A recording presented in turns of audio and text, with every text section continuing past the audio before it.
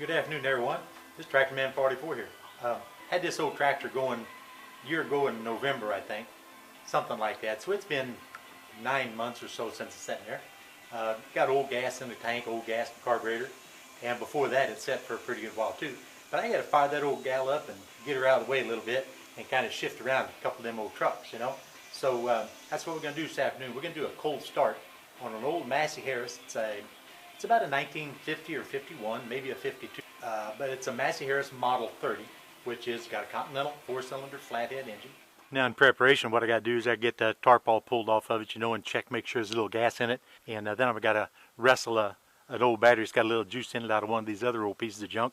And we'll set that in there and see if we can get her to fire up. A point to remember, guys, on these old tractors, you got them sitting around here, especially in the Midwest or anywhere where you have a warm climate.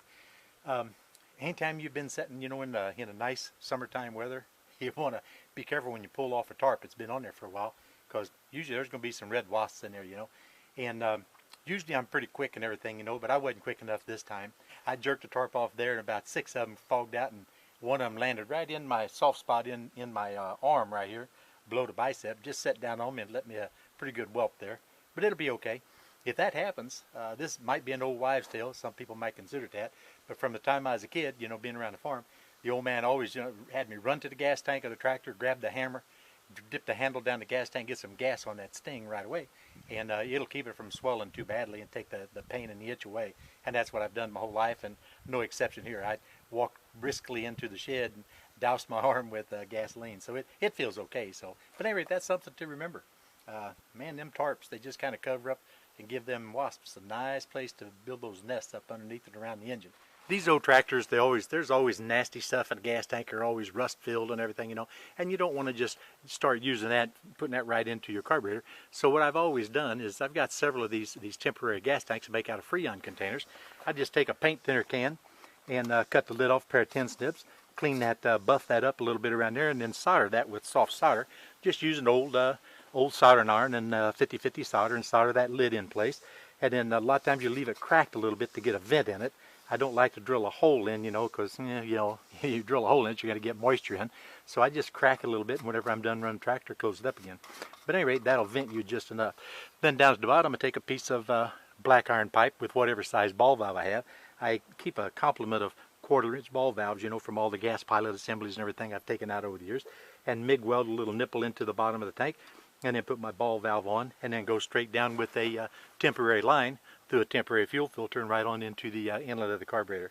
So that's where we're at right now. I just put about a gallon or so of gas in there, you know, to kind of get some in the carburetor. So now I'm going to go dig out a battery. Actually, the first thing I'm going to do is I'm going to take the plug out in the bottom of the carburetor, and make sure that I've got a freely flowing quantity of gas coming into it, and the float's not stuck. The little see-through filter doesn't seem to be filling real quickly, so I have a tendency to believe that there's nothing passing into the float bowl. But I'm going to pull that out real quick and take a look-see.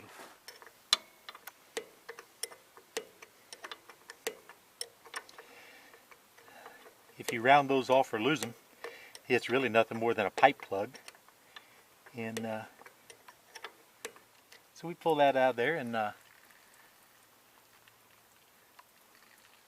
looks like it's running it through pretty good. If you don't get a quantity enough of a quantity pouring into it, it'll run out. Oh, that might have just been what was in the float. So I'm thinking my float's stuck right here. So let's take a look, see if I can tap on that and get her to break free. Sometimes they might be stuck, and you can get your tractor running, and just the vibrations. There you go. See your gas starting to come through there? Gas is starting to come through the float. Now it stopped. That was me blowing on the gas line, and I was not able to blow through the float, so the float is definitely stuck.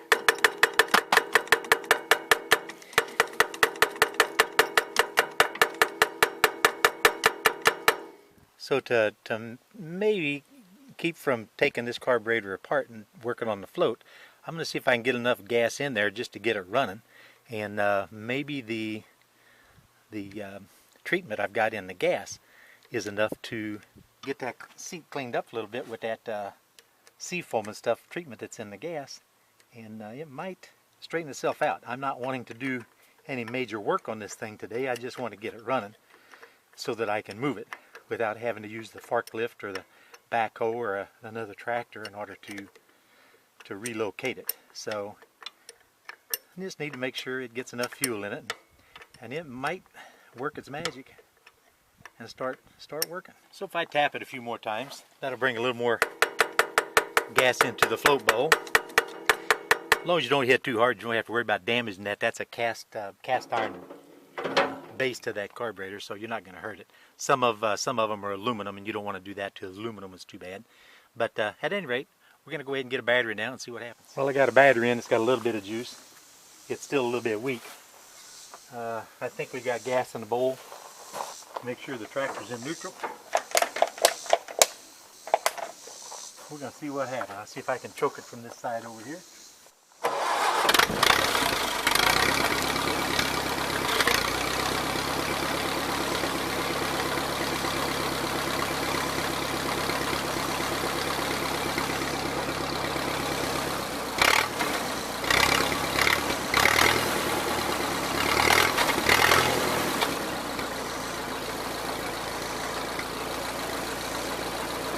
Believe it or not, these old Continentals, as long as they're halfway in tune and the spark plugs are in halfway good shape, and these are not, by the way.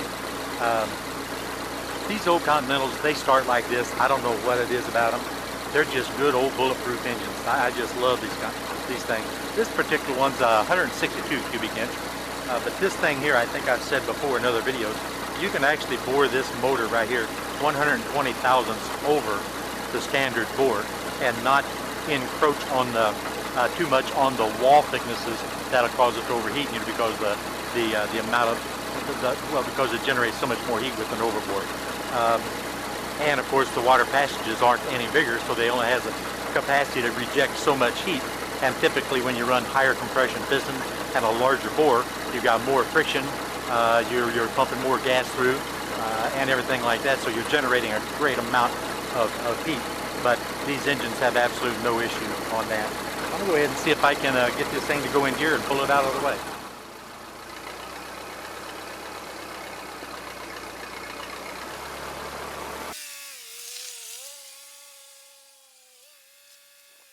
I'm going to take an opportunity to put just a little bit of antifreeze in the radiator, just kind of bring the level up just a little bit. Being this outlet just about overfilled it, I'd say that's enough, wouldn't you? Okay, we're going to let her sit there for a little bit and can go do something else.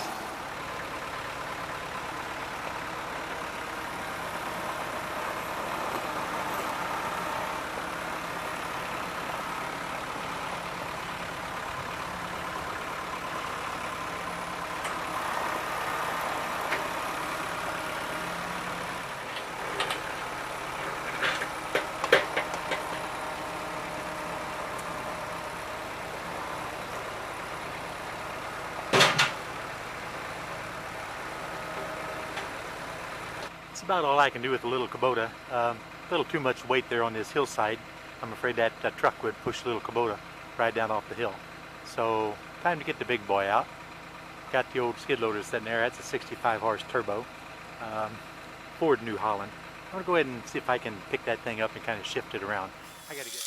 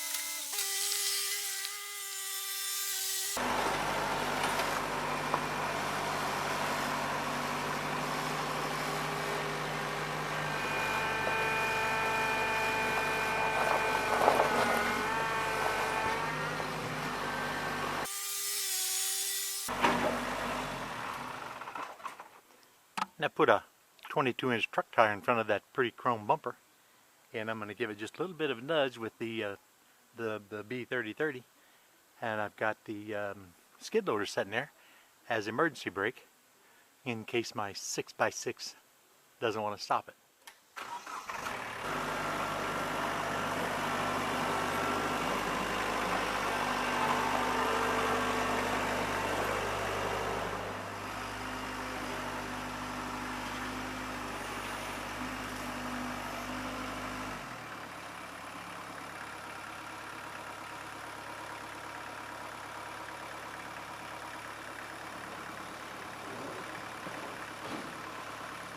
Well, there we go. The old truck tire did the deal, kept me from damaging the bumper. 6x6 stopped it where I wanted it, and the skid loader did not come into play as a safety brake. Tell you what I think we're going to do. We're probably going to put that old Massey Harris Model 30 is right in front of it, and right on this side I'm going to go ahead and park my Dodge, both of them nosing uphill to where all the debris and water will roll out of the beds of the trucks.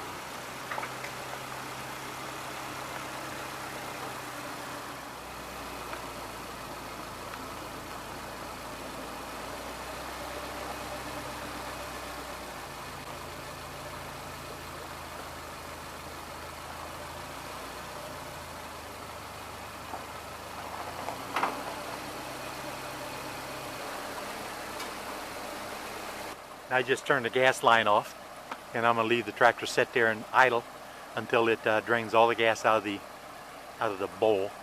That'll minimize the efforts of that gas to create some damage and havoc in that fuel system next time I want to run it. Well, like I said, I got everything done I wanted to get done today. That old tractor fired up pretty easy. I kind of really expected it to do that. It's only been sitting, 9-10 months or something, whatever, last November, I believe. And then them things, they always just fire up just nice and neat. Oh, every now and then you get one that gets trouble, but that's because something's out of tune or something wore pretty bad. But in general, them old things are bulletproof, I'm telling you. You wonder what the point of the exercise was for today? I've got to shift some material around, some of these old tractors and stuff, because I got to get a concrete truck in. I got to pour a little bit of concrete here. I got to put an apron on the other end of the shed, and I got a little patch out here that I got to pour. And so to facilitate the access with by that old truck, I got to move some stuff around. So that was the whole point. Plus, it's always good, you got them old tractors setting for. I got a couple of them I got to move that's been setting 3 or 4 years. I'm expecting those to give me a little bit of a problem, but I will get them going. Ain't no big deal. But if you wonder why I was acting like I was having a tough time steering that old 30, that's because one tire's flat. It's got about 3 pounds of pressure in it. It's running right on the rim, and the other one's run plumb off the rim. So I don't have no power steering on those old tractors, at least that particular one. And man, it's hard to turn them things, even if it's a small tractor like that with them tricycle front ends. It's still hard to steer with both tires flat on the front. But at any rate, I ain't got much else to add to this, and I think we beat this one to death. So you know what? This is Tractor Man 44. I'm out of here.